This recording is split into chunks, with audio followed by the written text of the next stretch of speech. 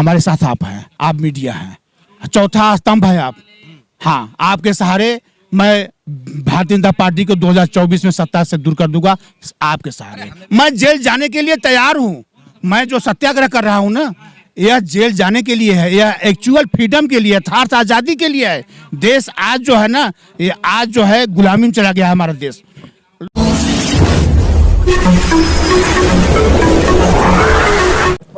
मैं एम नफीस रशीद, आप देख रहे हैं भारत न्यूज़ 247। मौजूद हूँ दिल्ली जंतर मंतर पर और लगातार जिस तरह कहा जाता है कि सब कुछ चंगा सी, पर यहाँ आकर ये मालूम हो जाता है कि कुछ भी चंगा नहीं है। यहाँ पर मौजूद हैं सशक्त समाज पार्टी साइकिल यात्रा कर ये जंतर मंतर पहुँचे हैं और धरना दे रहे हैं। बैद्यनाथ यादव एडवोकेट हैं और पार्टी चलाते हैं। धरने के साथ साथ धरने पर ही ये मालूम हो रहा है मुझे आने के बाद में कि भूख सत्याग्रह का और 819वां दिन है आज। 819 दिन से लगातार यानी कि ये लोग भूख हड़ताल पर हैं। और मैं थोड़ा जानना चाहूँगा, कई सारे चेहरे बैठे हुए भी देख रहे हैं आप मेरे साथ में। भाई तेज सिंह साहब हैं जो कि अम्बेडकर समाज पार्टी के राष्ट्रीय अध्यक्ष हैं और बैद्यनाथ जी हैं। सर, आप लिख रहे हैं, थोड़ा जानना चाह रहा था कि आज आपका 819वां दिन है और यात्रा भी कर रहे हैं आप। ये पूरा जो संदर्भ है आपका इस जंतर मंतर पर आने का, वो थोड़ा क्या है, थोड़ा सा तफसील से बताएं। जंतर मंतर पर आने का जो मुख्य मकसद है वह यह है कि जिसकी जितनी हिस्सेदारी उसकी उतनी भागीदारी हो। यह डॉक्टर राम मनोहर लोहिया जी की लड़ाई है, जिन्होंने कहा था समतामूलक समाज, जो संविधान का मूल है, समानता। उसके लिए उन्होंने जो है संघर्ष किया था। उनकी पार्टी थी संयुक्त सोशलिस्ट पार्टी। उससे उन्होंने बनाया था कि सन सोपा ने बाधीघाट पिछड़े पावे 100 में 60। ठीक है, तो लड़ाई चल रही है समतामूलक समाज के लिए। संविधान में सबको हक बराबर मिले और जो संख्या में ज्यादा हैं उनको हक अधिकार जो है कम मिले, यह संविधान नहीं कहता। उसके तहत मैं 20 दिसंबर 2020 से जनपद भदोही उत्तर प्रदेश से मैंने सत्याग्रह चालू किया है। यह भूखा सत्याग्रह है। आज 819वां दिन है। यह भदोही में 700 दिन सशक्त समाजवादी पार्टी के राष्ट्रीय कार्यालय नागमलपुर, जहां पर कि जो है भदोही के स्थानीय समस्याओं को भी मैंने उसमें जोड़ा था, जो कि 30 साल जिला बनने होने जा रहा है। अभी तक वहां पे सिटी बस और रोडवेज परिवहन के कोई भी बसें सुविधा नहीं दे रही हैं। और वहां पे हवाई अड्डा के लिए कालीन हमारा दब रहा है भदोही का, उसको उठाने के लिए, गंगा में ब्रिज बनाने के लिए, पक्का पुल और भी तमाम सुविधाओं को लेते हुए हमने जो नेशनल जो कार्यक्रम है उसको भी हमने जोड़ा कि भाई यह देश में जो अव्यवस्था चल रही है, भारतीय जनता पार्टी के शासनकाल में जो हम लोग वंचित हो रहे हैं, उस मुद्दे को हम लोग जंतर मंतर पर लेके चलेंगे और भदोही को मजबूत करेंगे और जो नेशनल इशू है वो देश को मजबूत करेंगे। बैद्यनाथ जी, थोड़ा सा सवाल ऐसा हो रहा है जो कि मेरे मन में भी ये जिज्ञासा है कि मेरे दर्शकों को भी मालूम हो जाए कि असल मामला जो लड़ाई का आप लोग लड़ रहे हैं, आपके साथ में मैं देख रहा हूँ जंतर मंतर पर आप 2-4 लोग तो सारे ही हैं। आप बात कर रहे हैं नरेंद्र मोदी को हटाने की सत्ता से, उनके पास इतना बड़ा संगठन, आप कैसे आगे बढ़ जाएंगे? ऐसा है, मैं भूखा सत्याग्रह कर रहा हूँ। हमारे साथ जो लोग आएंगे वो सभी भूखा सत्याग्रह नहीं करेंगे। हमारे समर्थन में साइकिल यात्रा हम करके आए हैं। किसानों के साथ, मजदूरों के साथ, वंचितों के साथ, पीड़ितों के साथ, बेरोजगारों के साथ हमने साइकिल यात्रा करके पूरे जनपद भदोही में सैकड़ों साथियों के साथ हमने जन भ्रमण करके तब हम यहाँ आए हुए हैं। ये जो मेरा कार्यक्रम है यह कई पार्टियों का समर्थन है और लोगों का समर्थन है। कहाँ है सर, लोग कहाँ हैं? लोग आज यहाँ पे अभी आ रहे हैं, रास्ते में है, रूट डाइवर्ट है रामलीला मैदान में। आज जो है किसानों का वहाँ पे जो मावड़ा हो रहा है, किसानों का वहाँ कार्यक्रम है। रूट डाइवर्जन होने से हमारे अभी भी साथी समर्थक नहीं पहुँच पाए हैं, अभी वो रास्ते में है। अभी फोन आ रहा है हमारे पास, वो आ रहे हैं, आपके सामने भी हाजिर होंगे, वो बहुत जल्द आने वाले हैं। वो फिर भी एक सर बात होती है कि आप लोग जब राष्ट्रीय अध्यक्ष बैठ जाता है ना मंच पर, तो हमारे यहाँ एक परंपरा रही है ये देखने की मेरी नहीं है ये नजरें, पर जनता की होती हैं। मेरे दर्शक भी देखेंगे इस बात को, वो देखते हैं कि जो दिख रहा है वो बिक रहा है, पब्लिक नहीं है तो ये क्या लड़ेंगे। आपने कोई ऐसा मैनिफेस्टो बनाया है जो पब्लिक को ही जोड़ सकें आप सीधा? जो ये मैनिफेस्टो मेरा है ना, यह अपने आप में इतना पर्याप्त है कि यह नेशनल न्यूज बनने जा रहा है। जो मेरा सत्याग्रह है यह एक दिन का कार्यक्रम नहीं है कि मैं भीड़ दिखाऊं। 819 दिन हम समझ रहे हैं। 19 दिन है, 819 दिन से मैं भूखा सत्याग्रह कर रहा हूं। समर्थक लोग आ रहे हैं और समर्थक लोग जा रहे हैं। मोदी को ही क्यों हटाना? मोदी को टारगेट हटाना है, इसलिए हटाना है। आज युवा सबसे ज्यादा परेशान हमारे देश का। सब बातें कर रहे हैं। राम मंदिर दे दिया उन्होंने, राम मंदिर से रोजगार नहीं मिल जाएगा। 370 दे दी सर। 370 से युवाओं को रोजगार नहीं मिल जाएगा। नोटबंदी करके भ्रष्टाचार खत्म कर दिया।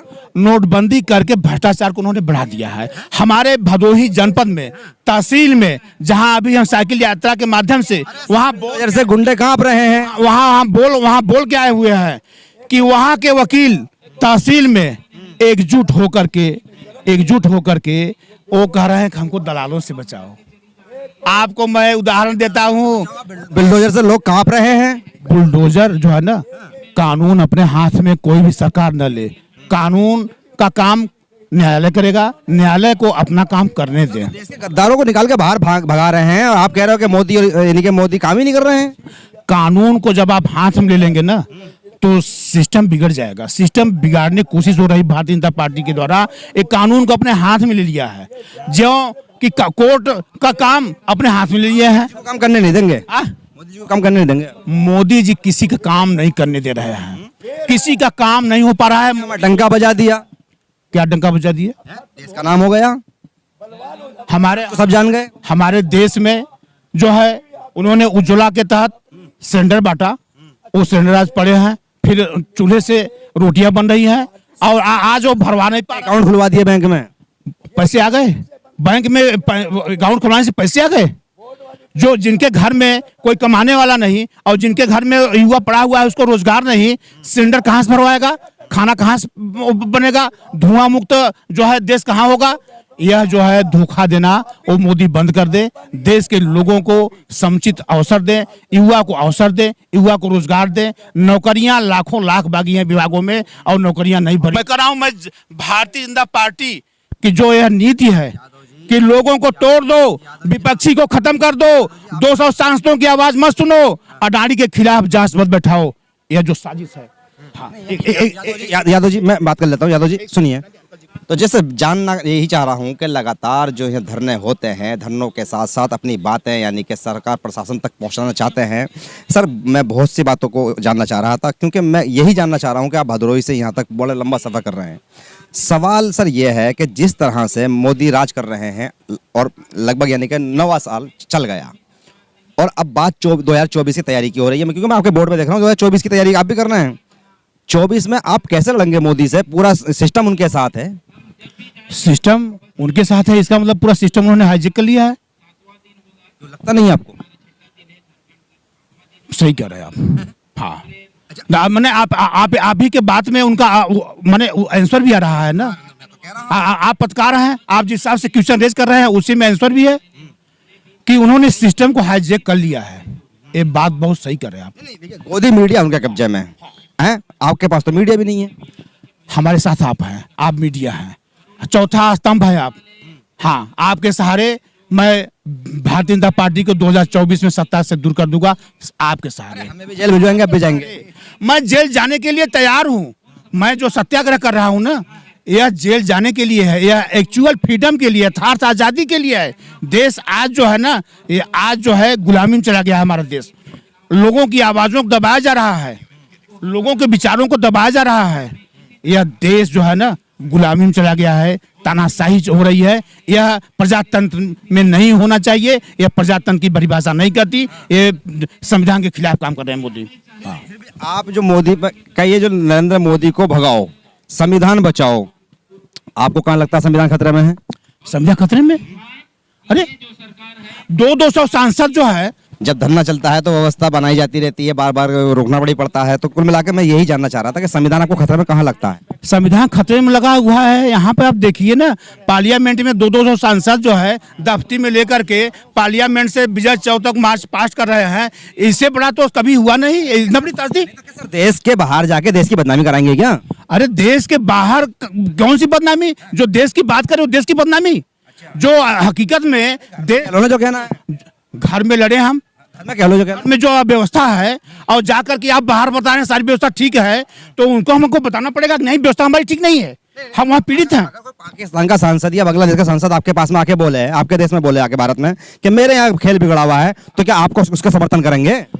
सिस्टम जो है वहाँ का पार्लियामेंट बताएगा कि नहीं बताएगा, वहाँ की मीडिया बताएगी कि नहीं बताएगी, वहाँ का प्रोटेस्ट बताएगा कि नहीं बताएगा कि वहाँ का सिस्टम क्या चल रहा है। आज जो यहाँ पे लोग किसान अलग अलग धरना दे रहे हैं, 1000 किसान मार दिए गए, और ये असंवेदनशील व्यक्ति, एक क्रूर व्यक्ति, तानाशाह प्रधानमंत्री कभी बोला तक नहीं उस पर। तो इससे बड़ा तानाशाह क्या है? संविधान खतरे में है, विपक्ष को सुना नहीं जा रहा है, विपक्ष सांसद एक तरफ लामबंद हुए हैं और लोगों की आवाज दबा रहे हैं। ईडी इन्फोर्समेंट सीबीआई से लोगों की दबाया जा रहा है। चलिए शुक्रिया। तो कुल मिलाकर सशक्त पार्टी को ये लगता है कि संविधान आज खतरे में है, और ये 819वां दिन इनका हो चुका है, जिसके अंदर कई तरह के प्रोग्राम ये लोग शामिल कर चुके हैं, जैसे कि भूख हड़ताल और यात्रा यानी कि साइकिल यात्रा। अब साथ ही साथ जंतर मंतर पहुंचकर ये खुलासा करना चाह रहे हैं कि किस तरह से देश के अंदर भ्रष्टाचार हुआ है। भ्रष्टाचार के साथ साथ संविधान को यानी कि संविधान को खतरे में बताते हुए सफा बताने की ये कोशिश कर रहे हैं कि किसी तरीके से भी जो छोटे दल हैं उनको किस तरह कुचलने की कोशिश हो रही है। मैं एम नफीस रशीद, आप देख रहे थे भारत न्यूज़ 24/7।